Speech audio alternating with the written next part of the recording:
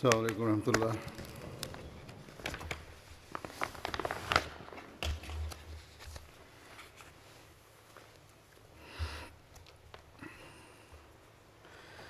أشهد أن لا إله إلا الله وحده لا شريك له وأشهد أن محمدا عبده ورسوله أما بعد فأعوذ بالله من الشيطان الرجيم بسم الله الرحمن الرحيم الحمد لله رب العالمين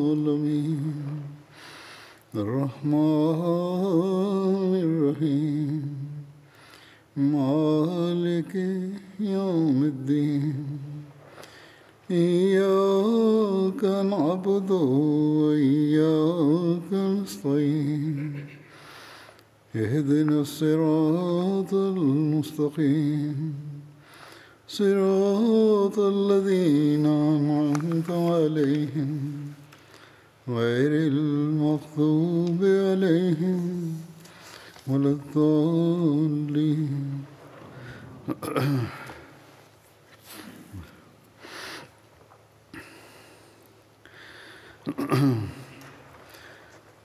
गुज़श्ता खुतबे में मैंने हज़रत उमर की शहादत के ज़िम्न Dans mon précédent sermon, en évoquant le martyre du calife Omar radhiyallahu anhu, j'avais mentionné une altercation qui aurait eu lieu entre Othman radhiyallahu anhu et Ubaydullah bin Omar. J'avais cité un récit en disant que seul Allah sait jusqu'à quel point ce récit est vrai. Selon ce récit, il y a eu une dispute entre Othman et Ubaydullah bin Omar. Je vous présente les faits découlant d'une recherche plus poussée à ce sujet. Quand Ubaydullah bin Omar s'en est pris à Othman radhiyallahu anhu, eh bien ce dernier n'avait pas encore été nommé calife.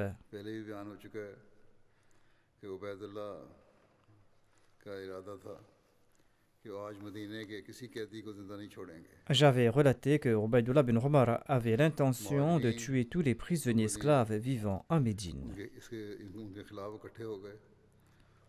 Les aînés parmi les muhajirines l'ont confronté et ils l'ont retenu et ils l'ont menacé. Et Ubaydullah a répondu que par Allah, je vais les tuer tous ces esclaves et ces prisonniers. Et il ne s'est même pas soucié des muhajirines. Et Amr bin al-As l'a confronté tant et si bien qu'Ubaydullah bin Omar lui a finalement confié son épée. Et Saad bin Abi Waqqas a tenté de lui ramener à la raison. Ubaydullah bin Omar s'est disputé avec lui.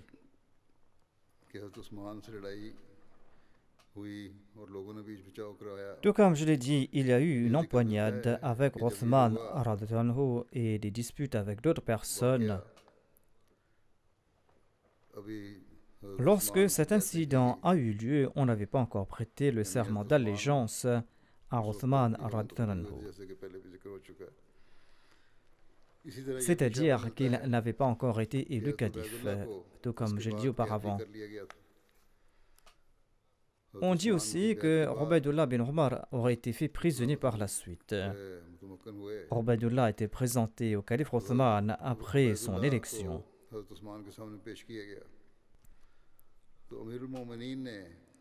L'émir des croyants s'est adressé à un groupe de muhajirines et d'ansar. Et il a déclaré: donnez-moi votre avis concernant cette personne qui a porté atteinte à l'islam. Ali bin Abi Talib a déclaré que le laisser libre est contraire à la justice. Selon moi, il faudra l'exécuter, c'est-à-dire Ubaydullah bin Omar. Mais certains émigrants ont rejeté passionnément cet avis et ont déclaré: hier Omar a été tué et aujourd'hui on va tuer son fils. Cette objection a ému l'assistance et Ali lui aussi s'est tué. कि हाज़रीन में से कोई शख्स En tout cas, le calife Othman radhiyallahu anhu a voulu qu'un membre de l'assistance lui conseille comment sortir de cette délicate affaire. उन्होंने कहा Amr bin Alas, qui était présent, a déclaré ये उस वक्त की बात है जब Allah vous en a absous. Cet incident a eu lieu quand vous n'étiez pas encore l'émir des musulmans. इसलिए आप पर इसकी कोई जिम्मेदारी आयद नहीं होती Étant donné que cela n'a pas eu lieu lors de votre califat, vous n'en êtes pas responsable. और बेहतर यही समझा Or, le calife Othman radhiyallahu anhu n'était pas satisfait de son opinion et il a préféré que l'on paye le prix du sang. ये खून बहा मुकर्रर करके Et il a déclaré que je suis le wadi de ces personnes qui ont été tuées et c'est pour cette raison que je vais fixer le prix du sang et je vais le payer de ma poche. Ceci est une opinion à propos de cet incident. हुरमुज़ान के बेटे के Selon Tabri, le calife Othman radhiyallahu anhu aurait confié Ubaydullah bin Omar au fils de Hormuzan afin qu'il venge la mort de son père en le tuant en guise de rétribution. Mais le fils de Hormuzan a pardonné à Ubaydullah bin Omar. बयान में कि क्या Hazrat Muslim Maud radhiyallahu anhu a cité cet incident pour répondre à la question si l'on peut punir le musulman qui a tué un monothéiste non musulman ou pas. मुआहिद काफिर के बदले में मुसलमान कातिल को सजा दी जा सकती है कि नहीं Est-ce que l'on peut punir le musulman qui a tué un monothéiste non musulman ou जो pas? मैं Ceci est la question. बयान कर चुका हूँ ताहम Je vous présente de nouveau ces explications que j'avais citées dans un précédent sermon. कि तबरी में कुमाज़ बान Hazrat Muslim Maud radhiyallahu anhu déclare Selon At-Tabri, एक ईरानी rice Kamasban bin Hormuzan relate le meurtre de son père. हज़रत Umar Hormuzan était un chef persan et un mage, et il était soupçonné d'être impliqué dans un complot visant à assassiner le calife Omar. उसको कत्ल कर Ubaydullah bin Omar l'a tué sans mener aucune enquête. के ईरानी लोग मदीने में एक दूसरे से मिले जुले रहते थे Le fils de Hormuzan relate que les Persans vivaient ensemble à Médine. वतनियत नुमाया हो जाती है En effet, en règle générale, le patriotisme devient prédominant dans un pays étranger. Umar का था Un jour, Féroz, l'assassin du calife Omar, a rencontré mon père, c'est-à-dire Hormuzan le persan, किया हुआ था et il avait un poignard qui était aiguisé des deux côtés. का बेटा बयान कर रहा है कि मेरे बाप ने इस खंजर को Mon père a saisi ce poignard et il lui a demandé à quoi pouvait-il servir dans ce pays. यानी ये मुल्क तो Il souhaitait lui dire que nous vivons dans un pays qui est en paix et quelle est la nécessité de telles armes. जब वो Féroz a déclaré que je l'utilise pour conduire des chameaux. उनको देख लिया Pendant qu'ils se parlaient, quelqu'un les a vus et quand Omar a été tué par la suite, ce témoin a déclaré qu'il avait lui-même vu Hormuzan tenant le poignard de Féroz. जाकर मेरे बाप को कत्ल कर दिया Ubaydullah, le plus jeune fils de Omar, a tué mon père par la suite. और उबैदुल्लाह को Quand Othman est devenu calife, il m'a appelé et il a pris Ubaydullah et me l'a remis. तू हमारी निस्बत Et il a dit « Oh mon fils, voici le meurtrier de ton père. Tu as plus de droits sur lui que nous. Va et tue-le. » रास्ते में जो शख्स मुझे मिलता Je l'ai attrapé et nous sommes sortis hors de la ville. Toute personne que je rencontrais en cours de route m'accompagnait et personne ne me confrontait. बस मैंने सब मुसलमानों Il me demandait tout simplement de lui pardonner. क्या मेरा हक है Je me suis adressé à tous les musulmans et j'ai demandé si j'avais le droit de le tuer. कत्ल कर दो Ils ont tous dit oui, tu as le droit de le faire. कि उसने ऐसा बुरा काम किया है Ces musulmans ont réprimandé Ubaydullah pour l'acte condamnable qu'il avait commis. क्या तुम लोगों को हक है कि Ensuite, j'ai demandé, avez-vous le droit de le reprendre d'entre mes mains? फिर उबैदुल्लाह को बुरा भला कहा Ils ont répondu certainement pas. बाप को कत्ल कर दिया Et ils ont réprimandé Ubaydullah pour avoir tué mon père sans aucune preuve. दिया और मुसलमानों ने फर्ज Je l'ai laissé pour l'amour de Dieu et pour le bien de ces gens. और खुदा ताला की कसम Et les musulmans m'ont porté sur leurs épaules dans la liesse. Et par Allah, je suis arrivé chez moi sur la tête et les épaules des gens, et ils ne m'ont pas permis de marcher sur le sol.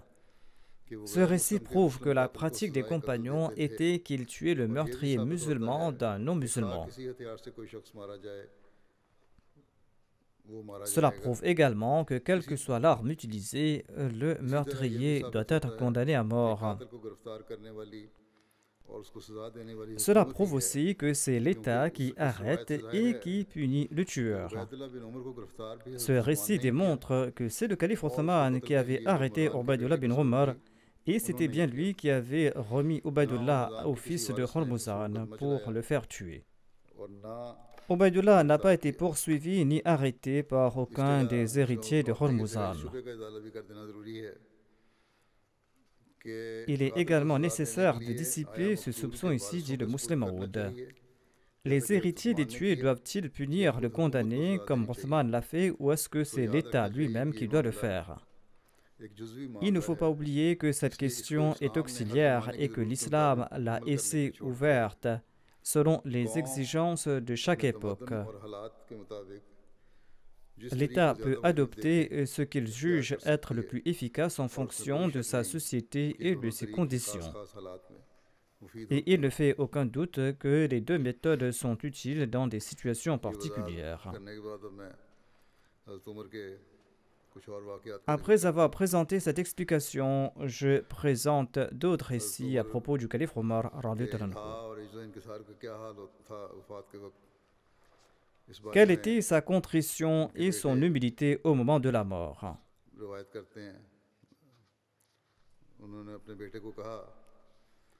Son fils déclare: Mon père m'a dit, faites preuve de modération concernant mon linceul. Si Allah a réservé quelque bien pour moi, il m'accordera un vêtement meilleur. Et si je ne le mérite pas, il m'en privera et il le fera rapidement. Aussi, sois modéré au sujet de ma tombe. Si Allah en a réservé du bien pour moi, il le fera aussi large, aussi loin que je pourrai voir. Et si je ne mérite pas cela, il le fera rétrécir pour moi, afin que mes côtes soient brisées. N'emmène aucune femme avec toi à mes funérailles. Et ne me loue pas pour des qualités que je ne possède pas, car Allah me connaît très bien, et ne te presse pas quand tu m'emmènes. Si Allah a réservé du bien pour moi, alors vous m'envoyez vers ce qui est meilleur pour moi. Et si c'est le contraire, eh bien, vous allez retirer ce mal que vous portez sur vos épaules. Il a déclaré plutôt que « Empressez-vous de m'emporter au cimetière. Si Allah a réservé du bien pour moi, eh bien, vous allez m'envoyer vers ce qui est meilleur pour moi. Si c'est le contraire, eh bien, vous allez retirer ce mal que portent vos épaules. »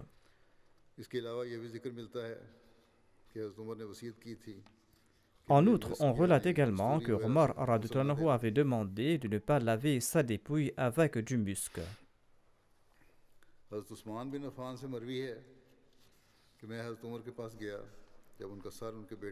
bin Affan radhiyallahu anhu relate: Je suis parti chez le calife Omar quand sa tête était sur la cuisse de son fils Abdullah bin Omar. Le calife Omar a dit à son fils de mettre son visage sur le sol. Abdullah a répondu que ma cuisse et le sol sont égaux, c'est-à-dire qu'il n'y a pas de grande distance entre les deux.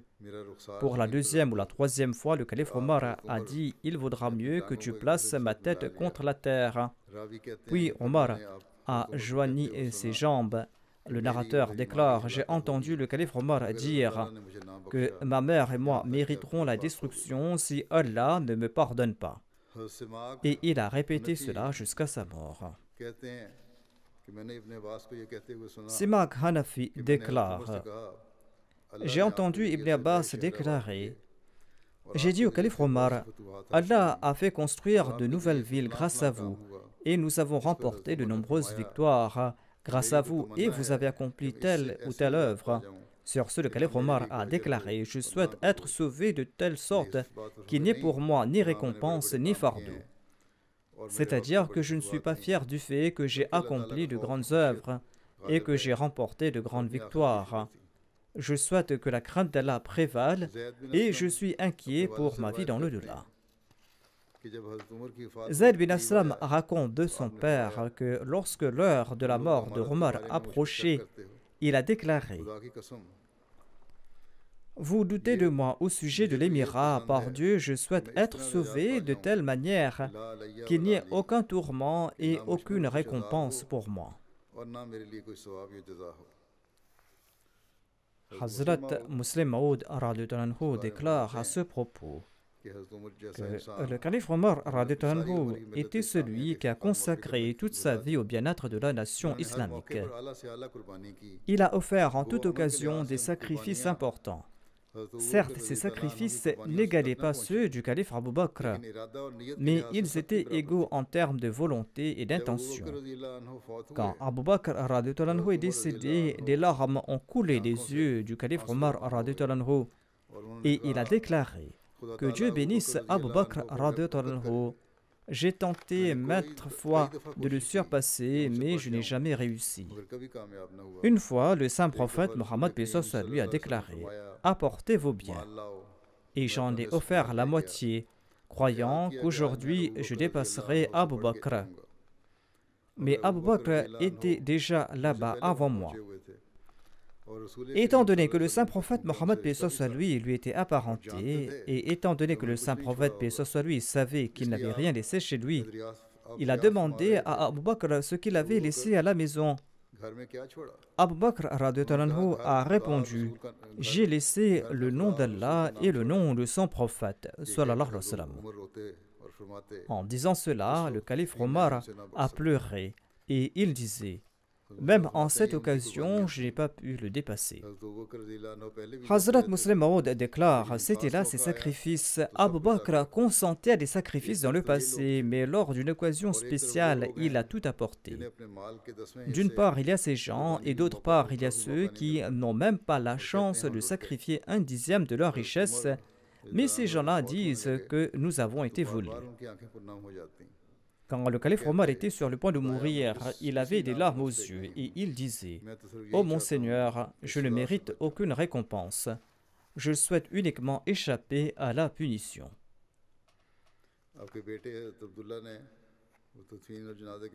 Son fils Abdullah relate l'enterrement et la prière funéraire.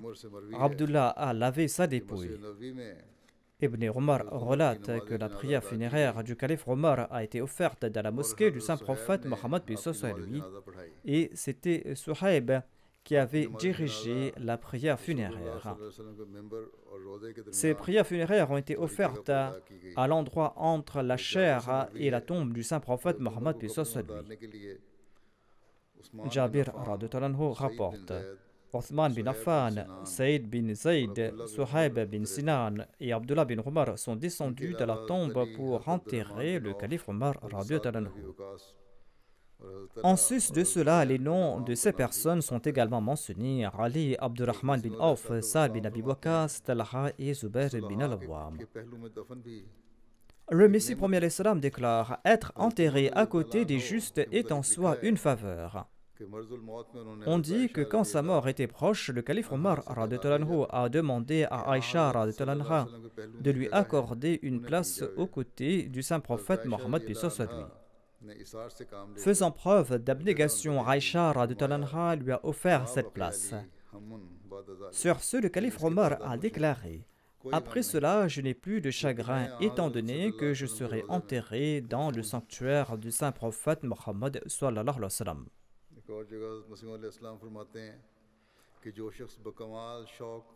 Le Messie premier l'Islam déclare: Allah ne laisse pas partir à la perdition celui qui s'accroche au pan d'Allah avec une passion parfaite, même si tout le monde devient son ennemi. Celui qui cherche Allah ne subit aucune perte et aucune privation. Allah n'abandonne pas les véridiques. Dieu est grand. Ô combien éminent était la sincérité d'Abu Bakr et de Omar. Ils ont tous deux été enterrés dans un lieu si béni que si Moïse et si Jésus étaient vivants, ils auraient été envieux et auraient souhaité y être enterrés. Or, ce statut ne se mérite pas par le simple souhait et ne peut être confié uniquement en raison du désir de mériter ce statut. Il s'agit d'une miséricorde éternelle de la part du Seigneur glorieux. Et cette miséricorde n'est accordée qu'à ceux qui s'attirent la grâce divine depuis l'éternité. तो उन्होंने इस बात के लिए बड़ी Hazrat Muslim Maud radhiyallahu anhu déclare, quand Omar radhiyallahu anhu était sur le point de mourir, il aspirait à être enterré au pied du saint prophète Mohammed paix soit sur lui. इजाजत दें तो मुझे आपके पहलू में दफन किया जाए Il a fait la demande à Aïcha radhiyallahu anha. जिनके Il मुताबिक souhaitait être enterré donc aux côtés du saint prophète Mohammed paix soit sur lui. जो दुनिया में Même और les किसी ने historiens chrétiens admettent que le règne de Omar en ce monde n'est égalé par personne. ईसाई मौरख Ces historiens chrétiens insultent le saint prophète Mohammed paix soit sur lui, mais ces mêmes historiens louent le calife Omar radhiyallahu anhu. Omar avait vécu en compagnie du saint prophète Mohammed paix soit sur lui tout au long de sa vie. Et ce même Omar, qui a vécu aux côtés du saint prophète, a aspiré à une place à ses côtés au moment de sa mort.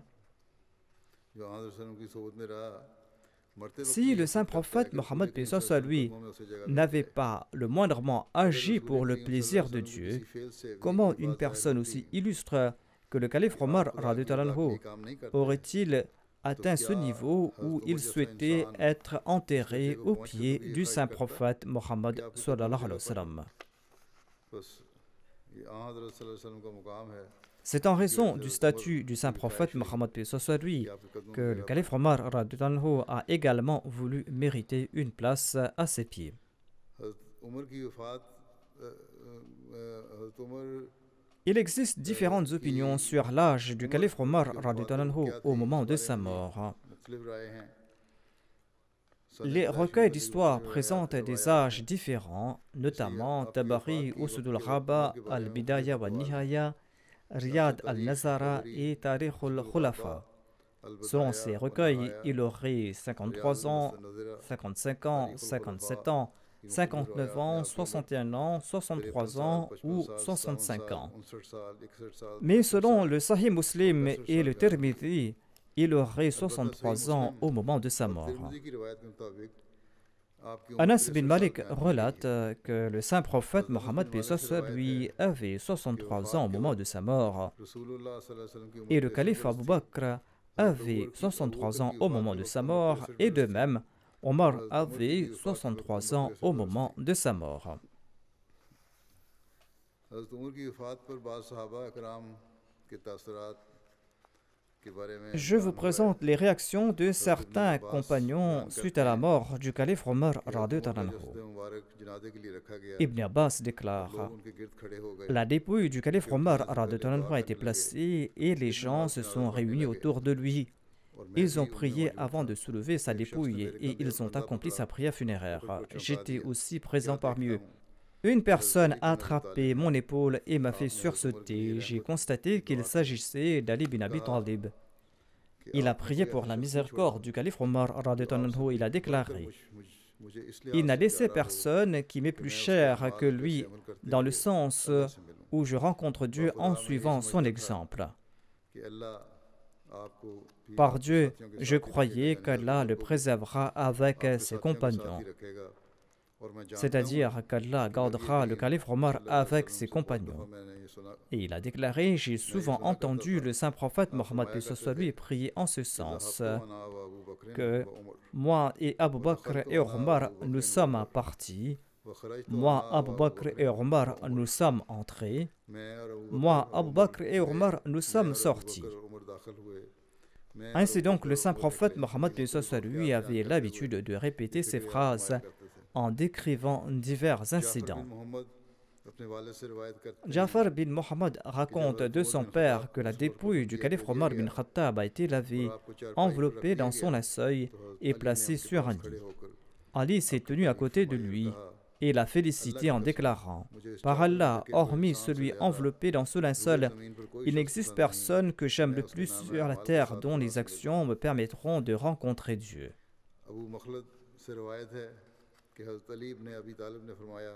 Abu Makhlad déclare: Ali bin Abi Talib a déclaré: Avant que le saint prophète Mohammed paix soit sur lui ne décède, nous avions su qu'après lui, Abu Bakr radhiyallahu anhu était le meilleur d'entre nous. Et avant qu'Abu Bakr ne décède, nous avions su que Omar radhiyallahu anhu était le meilleur d'entre nous. Zayd bin Wahab relate: Nous sommes partis voir Abdullah bin Masoud Il a tellement pleuré en mentionnant le calife Omar que ses larmes ont mouillé les cailloux. Puis il a déclaré: le calife Omar était une forteresse pour l'islam. Les gens qui entraient n'en sortaient pas. Il était une forteresse solide et les gens qui y entraient n'en sortaient pas. Mais après sa mort, cette forteresse s'est fissurée et les gens sont en train d'abandonner l'islam.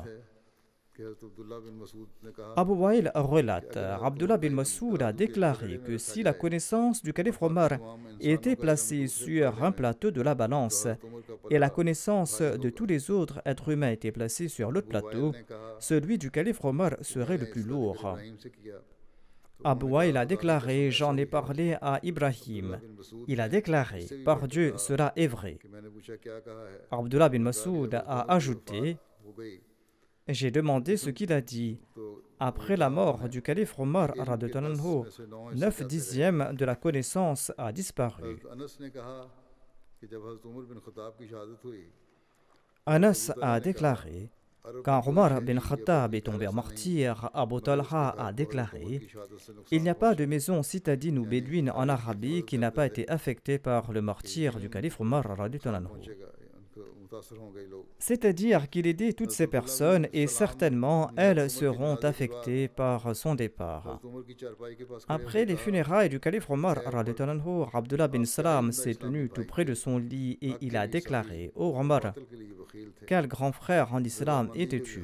Tu étais généreux en faveur de la vérité et avare pour le mensonge. Au moment de la concorde, tu faisais montre d'entente et au moment de se mettre en colère, tu te mettais en colère. Tu étais pur d'esprit et magnanime et tu ne faisais pas de louanges déplacées et tu ne médisais pas non plus. Selon un récit, Saïd bin Zayd a pleuré suite à la mort du calife Omar. Quelqu'un lui a demandé: ô Abul Ahwar, pourquoi pleures-tu? Il a répondu: je pleure pour l'islam. Certainement, sa mort a causé un grand vide, un vide qui ne sera jamais comblé jusqu'au jour de la résurrection. Ibn Omar déclare: durant la vie du saint prophète Mohammed, nous avions l'habitude de dire que le meilleur après lui dans sa Ummah est Abu Bakr, vient ensuite Omar et enfin Othman, qu'Allah soit content d'eux. Hudhayfa a déclaré: l'exemple de l'islam à l'époque du calife Omar était comme celui qui était sur la voie du progrès continu. Quand il est tombé à martyr, cette période a tourné le dos et cette période a continué à reculer. Voici le compte-rendu des épouses et des enfants du calife Omar. Il avait en tout 10 épouses à différentes époques. Et de ces mariages, il avait eu 9 fils et 4 filles. Parmi ces filles, il y avait Hafsa qui était l'épouse du saint prophète Mohammed. Sa première épouse se nommait Zainab bin Mazoun. Elle était la sœur d'Othman bin Mazoun. Elle a donné naissance à Abdullah, Abdurrahman, Akbar et Hafsa. Son épouse Kulthum bint Ali bin Abu Talib a donné naissance à Zayd, Akbar et Ruqayya. Mulaika bin Jarwal était également connue comme Kulthum. Elle a donné naissance à Zayd, à Asghar et à Ubaydullah.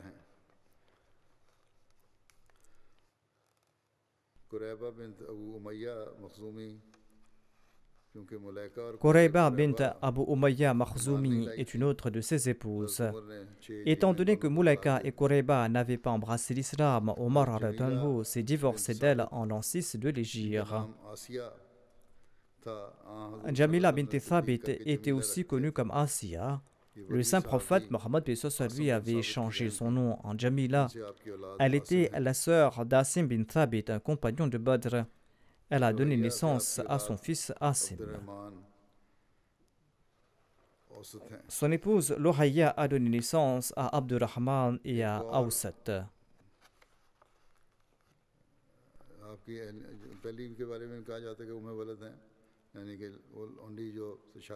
On dit qu'elle était une Walad, c'est-à-dire une esclave qui a été affranchie, car elle avait donné naissance à ses enfants.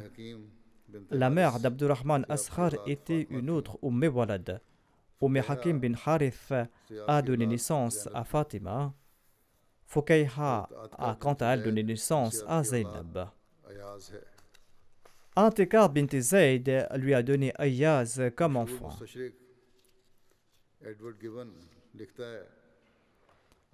Edward Gibbon, le célèbre orientaliste, a loué le calife Omar en ces termes. L'abstinence et l'humilité d'Omar n'étaient pas inférieures aux vertus d'Abu Bakr. Sa nourriture se composait de pain d'orge et de dattes. Sa boisson était de l'eau. Il prêchait dans une chemise déchirée et en lambeaux en 12 endroits.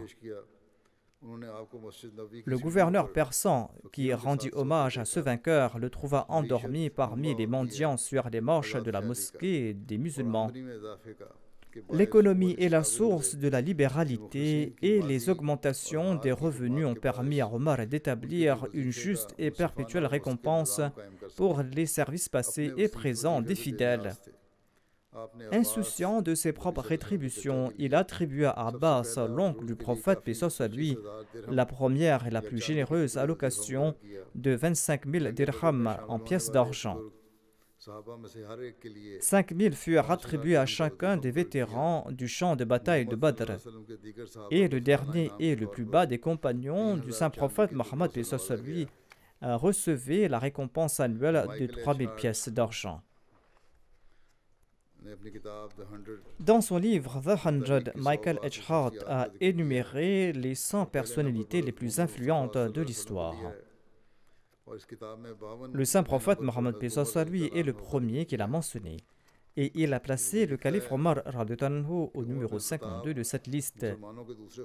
Il écrit que Omar bin al-Khattab était le deuxième et probablement le plus grand des califes musulmans. Il était un contemporain plus jeune de Mohammed et à l'instar du prophète, il était né à la Mecque. L'année de sa naissance est inconnue, mais c'était peut-être en l'an 586.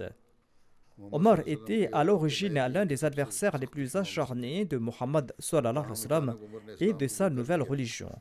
Soudainement, cependant, Omar s'est converti à l'islam et par la suite, il était un de ses plus fervents partisans. Le parallèle avec la conversion de saint Paul au christianisme est frappant.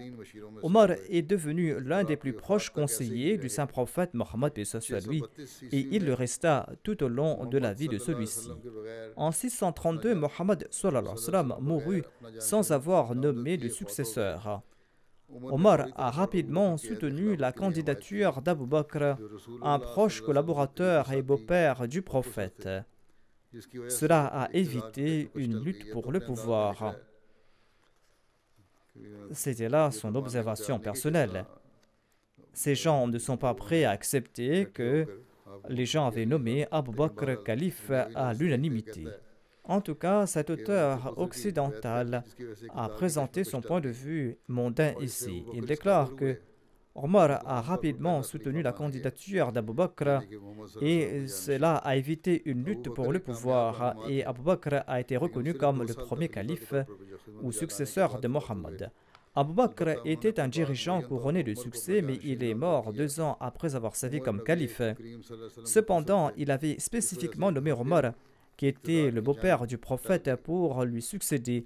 Ainsi, une fois de plus, une lutte pour le pouvoir a été évitée.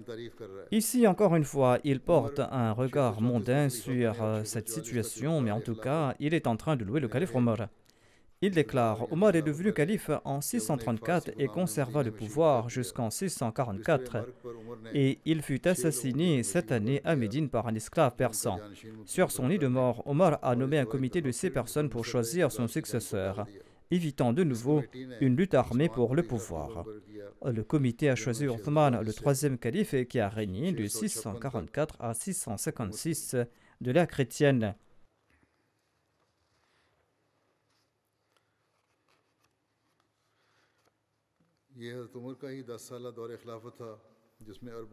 Ce fut durant les 10 années du califat de Omar que se sont produites les conquêtes les plus importantes des Arabes. Peu de temps après l'accession de Omar, les armées arabes ont envahi la Syrie et la Palestine, Palestine et Syrie qui faisaient partie de l'Empire byzantin. Lors de la bataille de Yarmouk en l'an 636, les Arabes ont remporté une victoire écrasante sur les forces byzantines. Damas tomba la même année et Jérusalem se rendit 2 ans plus tard. En l'an 641, les Arabes avaient conquis toute la Palestine et la Syrie et ils avançaient vers la Turquie. En 639, les armées arabes ont envahi l'Égypte qui était également sous la domination byzantine. Et en 3 ans, la conquête arabe de l'Égypte a été achevée. Les attaques arabes contre l'Irak, qui faisait alors partie de l'empire sassanide des Perses, avaient commencé avant même l'entrée en fonction du calife Omar.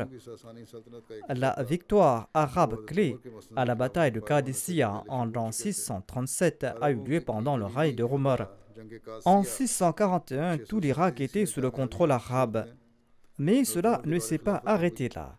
Les armées arabes ont envahi la Perse elle-même et à la bataille de Nahrawan en l'an 642, les forces arabes ont vaincu de manière décisive les forces du dernier empereur sassanide. À la mort de Omar en l'an 644, la majeure partie de l'Iran occidental avait été envahie. Les armées arabes n'étaient pas non plus à bout de souffle lorsque Omar mourut. À l'est, ils achevèrent assez rapidement la conquête de la Perse, tandis qu'à l'ouest, ils poursuivirent leur poussée à travers l'Afrique du Nord. La permanence des conquêtes du calife Omar est tout aussi importante que l'étendue de ces mêmes conquêtes. L'Iran, bien que sa population se soit convertie à l'islam, a finalement retrouvé son indépendance de la domination arabe. Mais la Syrie, l'Irak et l'Égypte ne l'ont jamais fait. Ces pays se sont complètement arabisés et le restent jusqu'à ce jour. Omar, bien sûr, a dû concevoir des politiques pour la domination du grand empire que ses armées avaient conquis. Il décida que les Arabes seraient une caste militaire privilégiée dans les régions qu'ils avaient conquises et qu'ils devraient vivre dans des villes de garnison à l'écart des indigènes. Les peuples soumis devaient payer un tribut à leurs conquérants musulmans, qui étaient en grande partie des Arabes, mais devaient autrement être laissés en paix. Ces populations conquises ne devaient pas être converties de force à l'islam. D'après ce qui précède, il est clair que la conquête arabe était plus une guerre de conquête nationaliste qu'une guerre sainte, bien que l'aspect religieux n'y manquait certainement pas. Les accomplissements de Omar sont vraiment impressionnants. Après Mohammed lui-même, Omar fut la principale figure de la diffusion de l'islam. Sans ces conquêtes rapides, peut-être que l'islam n'aurait pas aujourd'hui recouvert une si grande superficie. De plus, la plupart des territoires conquis sous son règne sont restés arabes depuis cette époque. De toute évidence, bien sûr, Mohammed, qui était le principal moteur, devrait avoir la majeure partie du crédit pour ces développements. Mais ce sera une grave erreur d'ignorer la contribution de Omar. Les conquêtes qu'il a faites n'étaient pas une conséquence automatique de l'inspiration fournie par Mohammed. Une certaine expansion devait probablement se produire, mais pas autant qu'elle ne l'a fait sous la brillante direction de Omar. On peut s'étonner que Omar, un personnage pratiquement inconnu en Occident, ait été classé plus haut que des hommes aussi célèbres que Charlemagne et Jules César. Cependant, les conquêtes faites par les Arabes sous Omar, compte tenu à la fois de leur étendue et de leur durée, sont sensiblement plus importantes que celles de César ou de Charlemagne.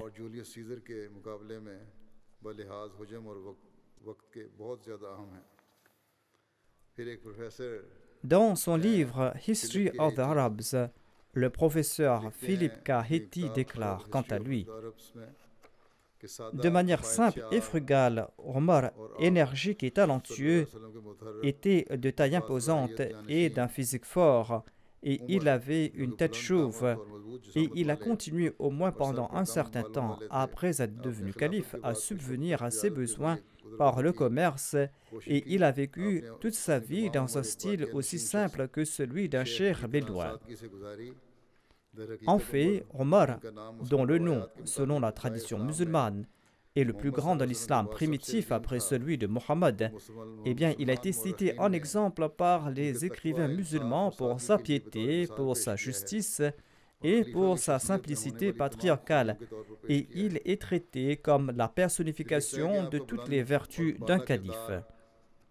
Son caractère irréprochable est devenu un modèle à suivre pour tous les successeurs consensueux.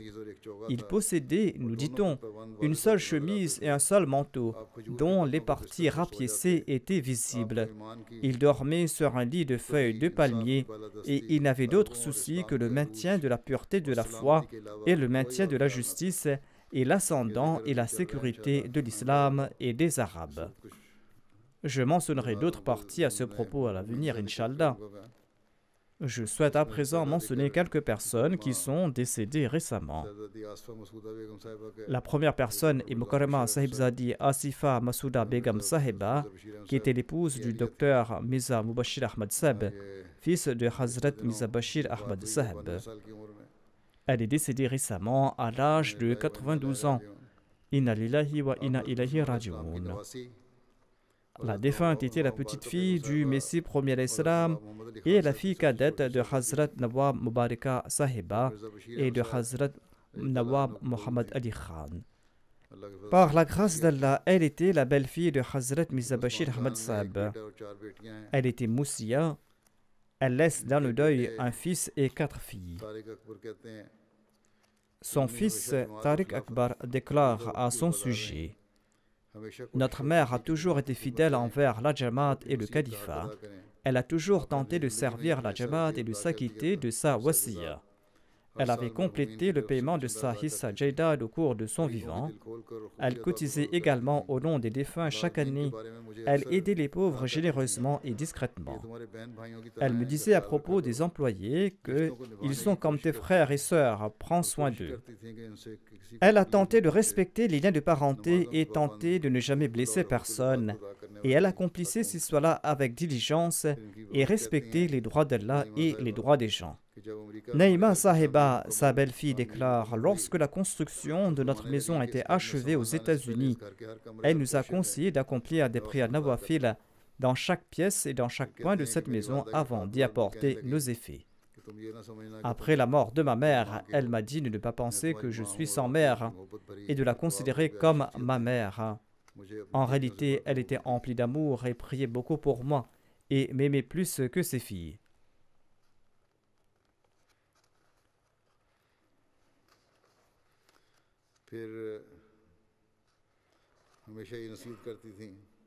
Elle m'a toujours conseillé, dit sa belle-fille, de ne jamais rompre ma relation avec le califat. J'étais moi-même apparenté à la défunte de différentes manières. Elle était la sœur de ma grand-mère par l'intermédiaire de ma deuxième mère, et c'est pour cette raison que j'appelais la défunte ma grand-mère, et elle était aussi ma tante maternelle et paternelle. Mais malgré toutes ces relations que j'avais avec la défunte, celle-ci disait que je suis toujours soumis au calife, et ce ne sont pas là de simples mots, mais elle a vraiment respecté fidèlement cette relation avec le califat. La défunte faisait beaucoup de l'aumône. Elle contribuait au nom des défunts et de ses enseignants et au nom des employés de Qadian dans le fonds de Tahrik Jadid. Quand un employé démissionnait, il lui comblait de biens et il lui demandait de lui pardonner si elle avait commis quelque erreur. Shahida, une de ses filles, relate ceci. Dès notre plus jeune âge, ma mère nous a toujours présenté à Dieu en disant que si on avait besoin d'un lacet, on devait demander à Dieu. Elle mettait beaucoup d'emphase sur les prières et sur le respect du califat. Au moment de l'élection du nouveau calife, elle avait l'habitude de dire que quiconque est élu comme calife doit être obéi au doigt et à l'œil. Elle disait aussi: priez pour que vous soyez les branches verdoyantes du Messie premier l'Islam et pas des branches sèches, et ne soyez pas la cause de l'égarement des autres. Sa fille Nusrat Jahan déclare quant à elle: dès notre enfance, notre mère s'est souciée de notre éducation morale et spirituelle. Et quand elle récitait le Saint-Coran, elle s'arrêtait à un verset et nous en expliquait le sens ou nous prodiguait d'autres conseils. Elle mentionnait toujours les anciens à cet égard. Et elle avait en mémoire de nombreuses histoires inestimables et instructives, des histoires qu'elle nous répétait et nous relatait souvent.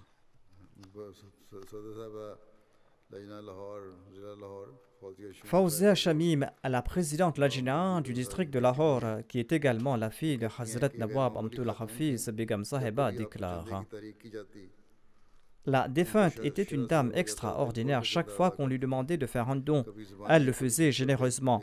Parfois, elle avait l'habitude de promettre des dons oralement et parfois sur des bons. Elle avait l'habitude de payer un gros montant pour les dons et elle disait également de ne le mentionner nulle part. Elle était une femme très simple dans ses affaires personnelles. Elle était si simple que certains la considéraient comme avare. Elle vivait dans la simplicité, mais elle était très généreuse dans ses aumônes. Une fois, je lui ai demandé de contribuer pour la construction d'une mosquée de notre région et elle a offert une somme énorme d'environ 10 millions de roupies. Razia, sa petite fille, déclare quant à elle: depuis mon enfance, elle nous a toujours donné de bons conseils et elle m'encourageait à prier pour que j'aie une bonne fortune. Et elle m'a toujours encouragé de prier en ce sens dès ma jeunesse. Elle me demandait aussi de prier pour avoir un bon mari. Et si j'avais honte en raison de mon jeune âge, elle disait qu'on ne devait pas ressentir aucune honte devant Allah. Elle lisait régulièrement des livres religieux et récitait souvent des prières et des poèmes qui comportaient des prières lors de ses voyages en voiture. Qu'Allah accorde son pardon à la défunte et qu'Allah lui accorde sa miséricorde et qu'Allah permette aussi à ses enfants et à ses descendants de suivre sa voie. La deuxième personne que j'évoquerai aujourd'hui se nomme Clara Appa. Elle était l'épouse de Roland Sanbayev, l'ancien émir du Kazakhstan. Elle est décédée le mois dernier. Inna lillahi wa inna ilayhi raji'un. Ataurab Chima, missionnaire au Kazakhstan, écrit ceci: la défunte a fait la Bayra en l'an 1994 ou 1995. Elle appartenait à une famille très connue au Kazakhstan. Son mari, Roland Sanbayev, était le premier émir de la Jamaat du Kazakhstan et il était aussi le conseiller du président de la République du Kazakhstan. Il était également un écrivain en langue kazakh bien connu. Madame Clara elle-même était une très bonne traductrice et écrivaine. La création de la Jamaat du Kazakhstan revient à Madame Clara et à son mari, Monsieur Roland. Madame Clara a également traduit le Saint-Coran en langue kazakh. Sa traduction n'a pas encore été publiée, mais son amour pour la Jamaat était évident de la manière dont elle souhaitait que l'Ahmadiyya s'épanouisse au Kazakhstan. Et elle-même, elle s'évertuait en ce sens. Les mollahs locaux, dans leur opposition, disaient que cette famille est Ahmadi et que cette famille est responsable pour avoir introduit l'Ahmadiyya au Kazakhstan. Marie Bassine Baïba, la fille de la défunte, déclare quant à elle: notre mère était une très bonne traductrice.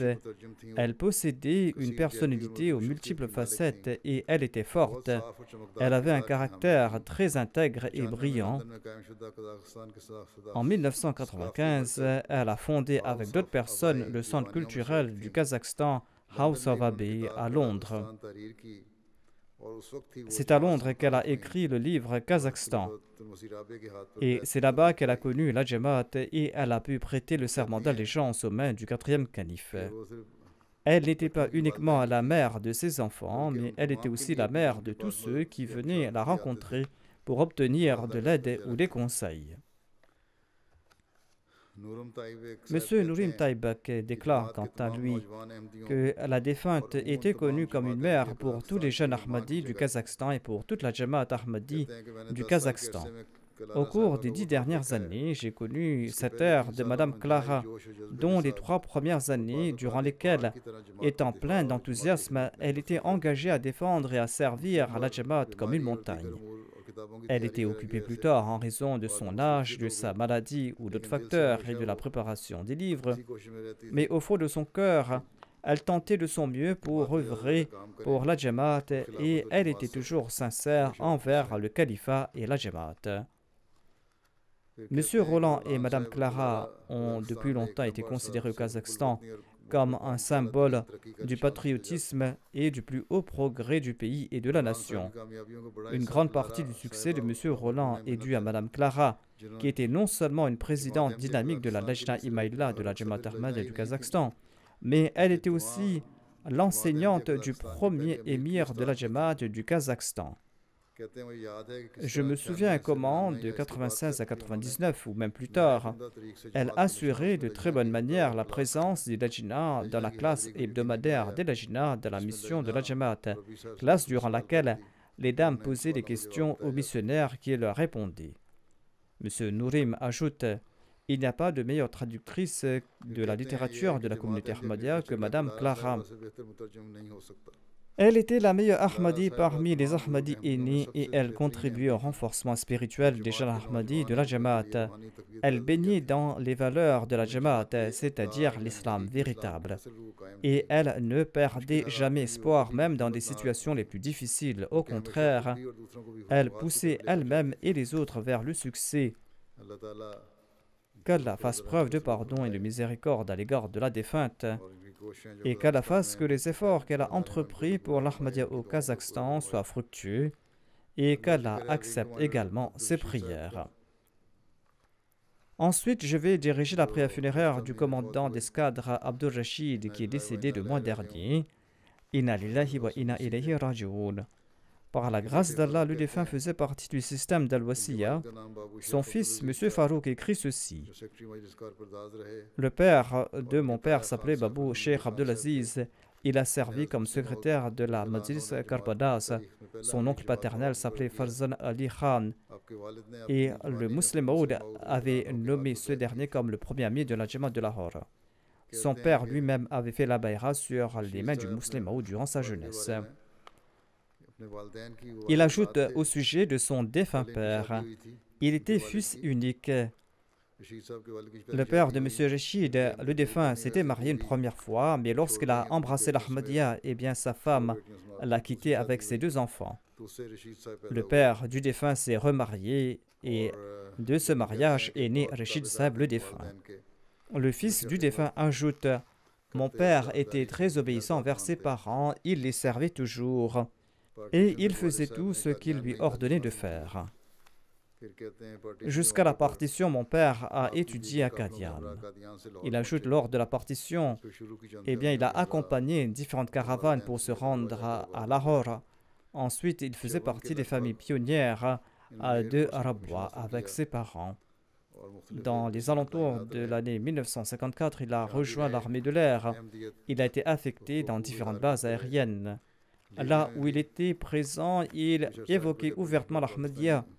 Le gouvernement pakistanais l'avait envoyé en Libye pendant quelques années et en dépit du fait que dans son dossier, il était écrit qu'il était un Qadiani et qu'il n'était donc pas autorisé à partir. Mais son supérieur l'avait quand même envoyé en disant que je ne connais pas d'autres officiers comme toi. Le fils du défunt ajoute, mon père racontait qu'une fois il a rencontré l'ambassadeur du Pakistan en Libye. Lorsqu'il est entré dans le bureau de l'ambassadeur, sur le côté, il avait des livres et des pamphlets contre la communauté en langue arabe. Courageusement, mon père a demandé à l'ambassadeur qu'est-ce que cela faisait ici et pourquoi il les avait gardés. L'ambassadeur a répondu qu'il s'agissait de futilités et qu'il ne devait pas s'en faire. Ceci a été imprimé par le gouvernement de Zalrock. Il nous a envoyé cela pour que nous distribuions cela dans ces pays et il a envoyé cela dans toutes les ambassades pakistanaises dans les pays arabes. En 1982, lorsque le 4e calife était en Espagne, eh bien, il a nommé le défunt émir de la communauté de la Libye. Il avait écrit lui-même la lettre. Ainsi donc, le défunt était le premier émir de la communauté Ahmadiyya en Libye. Le défunt était régulier dans ses prières. Ceci est un devoir de tout croyant, mais il faisait également régulièrement la récitation du Saint-Coran et il était aussi très régulier dans le règlement de ses cotisations. Avant son décès, il avait déjà réglé sa hissa Ahmad. Il a réglé également ses cotisations de Waqf Jadid et de Tahrik Jadid de la part de ses ennemis.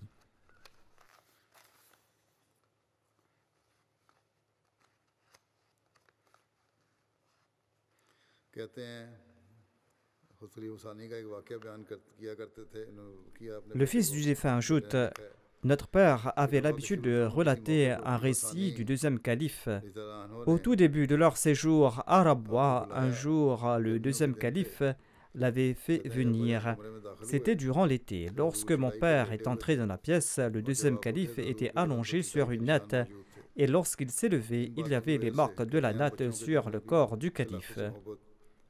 Il déclare: en raison de ces récits, dès notre enfance, nous avions une grande relation d'amour et d'obéissance envers le califat, et cela a eu un grand impact sur nous. En 1984, il a pris sa retraite de l'armée. Il était commandant d'escadre. Il s'est établi à Rabwa de manière permanente. Il a travaillé pendant quelque temps dans les bureaux de la Sadr Amoumi de l'Aqada. Il s'occupait des pauvres et il se souciait de tout le monde. Sa dernière requête avant de nous quitter était que je prenne soin des pauvres, qu'Allah accorde son pardon et sa miséricorde aux défunts et qu'il permette à ses enfants de perpétuer ces nobles actions. Ensuite, je souhaite évoquer Madame Zubayda Begum Sahiba, épouse de Karim Ahmad Naïm des États-Unis. Elle est décédée le mois dernier. Inna lillahi wa inna ilayhi raji'un. Elle était la belle-fille cadette du docteur Hashmatullah Khan. La défunte avait un grand amour pour le califat. C'était une dame très pieuse et sincère. Elle faisait partie du système d'Al-Wasiya. Elle laisse derrière elle 3 fils et 2 filles. Un de ses fils, Mounim Naïm, est le directeur de Humanity First des États-Unis. Elle était la belle-mère du docteur Abdul Mannan Siddiqui qui était tombé en martyr. La fille de la défunte Abdul Shafi, épouse du docteur Mannan Siddiqui, écrit ceci: la défunte avait pour l'habitude de s'adresser à tous avec amour. Elle priait pour tout le monde et elle prodiguait des conseils sincères et elle aidait les pauvres. L'une de ses qualités était qu'elle faisait preuve d'amour envers sa famille proche et lointaine. Elle accomplissait la prière de Tahajjud dès son jeune âge. Elle avait toujours confiance en Dieu durant sa vie et elle a passé tout son vendredi dans l'adoration de Dieu depuis notre enfance. Elle était très soucieuse de ses cotisations et elle payait ses cotisations à l'heure. Qu'Allah accorde son pardon et sa miséricorde aux défunts et qu'il permette à ses enfants de perpétuer ses bonnes œuvres. La prochaine personne se nomme Hafiz Ahmad Gouman, qui est décédé ces derniers jours. Inna lillahi wa inna ilayhi raji'un. Le défunt lisait avec beaucoup d'engouement le Saint-Coran, la traduction du Saint-Coran et l'exégèse du Saint-Coran. Il avait lu tous les livres du Messie premier l'Islam et il avait aussi servi dans la voie de la religion arabois. Il était très ponctuel, il était hospitalier, il était très gentil envers les enfants, il était très simple et travailleur. Il se consacrait au dhikr de Dieu à tout instant. Et il aidait les autres, quitte à se mettre en difficulté. Par la grâce d'Allah, le défunt faisait partie du système d'Al-Wasiya. Il laisse derrière lui 3 fils et 3 filles. Son beau-fils, Kashif Hamid Bajwa, est en train de servir comme missionnaire dans le bureau du secrétaire privé.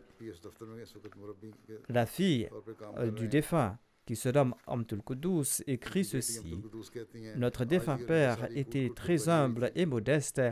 Ses habits, sa maison et sa nourriture étaient sobres. Il fuyait l'extravagance. Il était toujours soucieux d'aider les pauvres. En dépit du fait qu'il avait très peu de moyens, il dépensait moins sur lui et plus pour aider ceux qui étaient dans le besoin. Qu'Allah accorde son pardon et sa miséricorde aux défunts et qu'il permette à ses enfants de perpétuer ses bonnes œuvres.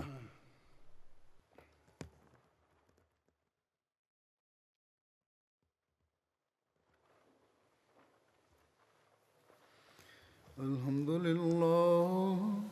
الحمد لله نحمده ونستعينه ونستغفره ونؤمن به ونتوكل عليه ونعوذ بالله من شرور أنفسنا ومن سيئات أعمالنا من يهده الله فلا مضل له ومن يضلل فلا هادي له ونشهد أن لا إله إلا الله ونشهد أن محمدا عبده ورسوله عباد الله رحمكم الله إن الله يأمر بالعدل والإحسان وإيتاء ذي القربى وينهى